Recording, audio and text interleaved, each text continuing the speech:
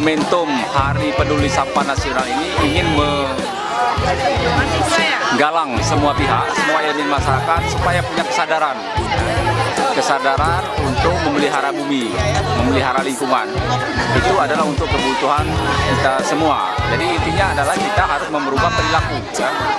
Bagaimana kita merubah perilaku, baik dari individu, rumah tangga, dan lingkungannya.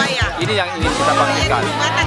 Sehingga ke depan sampah ini sudah terkelola, sudah bersih lingkungan kita.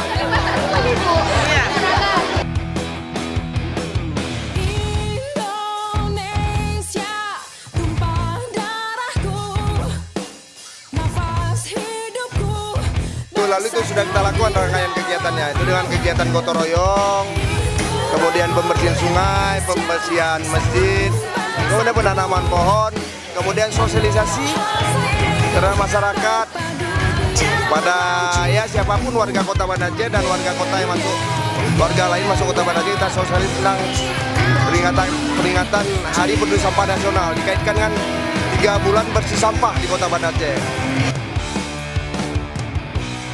Kegiatan kami adalah hari ini mengadakan kebersihan Kota Banda Aceh.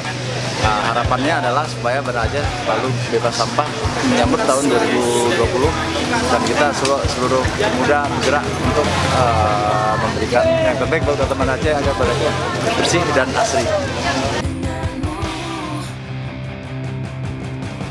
Tanpa bersih orang juga malas. Restoran tidak bersih, orang tidak suka datang ke sini.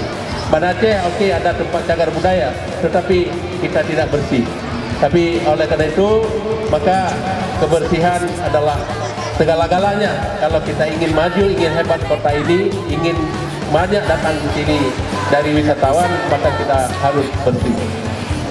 Kemudian kita Banda Aceh sudah mendapatkan Adipura ke-9 ya. Sudah 9 kali Pak Tua kita mendapatkan Adipura. Maka tahun ini harus kita jadikan nomor 10 Adipura di Kota Banda Aceh.